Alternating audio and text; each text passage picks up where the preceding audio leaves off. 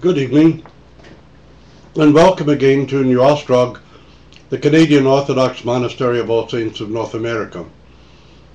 We're continuing our series on an introduction to Orthodox Christianity, and tonight we're going to speak a little about how we read the Gospel, how we read the Holy Scripture. Because understanding the truth of the Scripture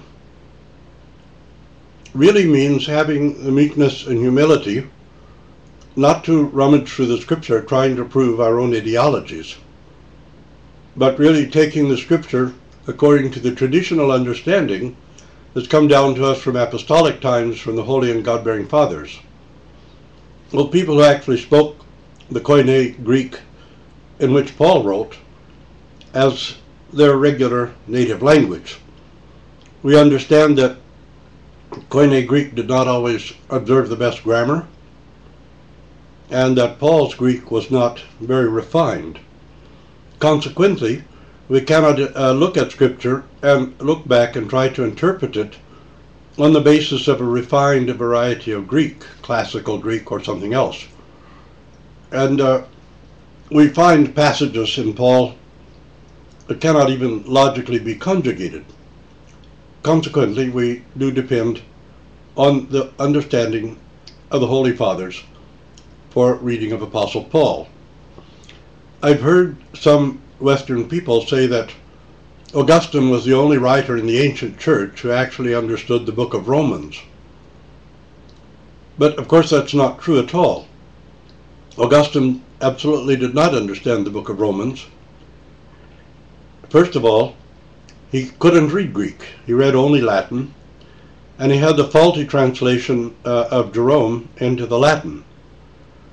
Consequently, he translated, or he understood the Scripture from a faulty translation, unable to compare the Greek, and on the basis of the tradition that he had received through first his Manichaeism, a kind of Gnostic movement, and Neoplatonism.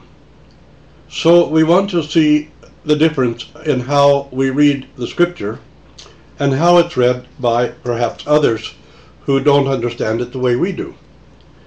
And one of the reasons that there's a difference in understanding is that so many people use proof texting to try to prove a doctrine that they've come to hold or a whole ideology that they have developed. Now, proof texting means that you take one verse of Scripture from here, one verse from there, one verse from here, you string them together in a completely illogical and disjointed manner and try to prove a point. I recall the story about Patriarch Jeremiah of Constantinople receiving a group of Calvinists from the West, and they were arguing about Scripture with him and offering these proof texts. It says in Ephesians, and then again over in Corinthians we read, and then again over in Timothy we read, and then again in Titus we see little verses, and put them together illogically. And Patriarch Jeremiah replied to them and said, the way you interpret Scripture is very dangerous, because it says in one place, Judas went out and hanged himself, and in another place it says, go ye therefore and do likewise. Well, it was a good answer. The fact is, when we read Scripture, a single verse of Scripture has no meaning. The verse of Scripture is taken out of a narrative and placed someplace in connection with a verse from another narrative when the two are not even related to each other. When we read the Scripture, we read the whole story. We read the entire narrative. And it's the whole story taken in conjunction with the whole picture of the life of Christ that has meaning to us. If, for example, we take a single parable and we try to take a verse out of the parable, what's left of the parable? And where is the meaning that was given to it by the entire parable? And sometimes things are misunderstood in another way. For example, when Christ says that the kingdom of heaven is like a woman who loses a coin, and she sweeps the whole house diligently in order to find the coin, and when she finds it, she goes and rejoices together with her neighbors because it's been found. Now, is the woman the Christian person, or is the coin the individual person? Well, the coin, obviously, is the individual person, because the Good Shepherd looks for, seeks out, the sheep that is lost. So the heavenly kingdom is like really Jesus Christ coming to find the lost coin, and you're the lost coin. I'm the lost coin. And how does then the woman rejoice together with the neighbors because of the coin that's been found? Because the angels in heaven rejoice together with one soul that is saved, with one soul that is brought into paradise through Jesus Christ.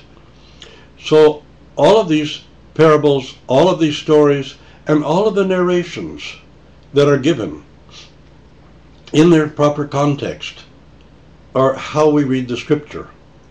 When we read the epistles of Apostle Paul, we're concerned with to whom did he write the epistle, under what circumstances, and what error or mistake or misunderstanding was he addressing. Paul seldom ever speaks of things that are being done right or when things are going right. Paul addresses things that are going wrong and being done wrong, and he wants to straighten people out or bring them to a sound doctrine. So this whole picture, this whole story is what we're reading about and what we're trying to get an understanding from.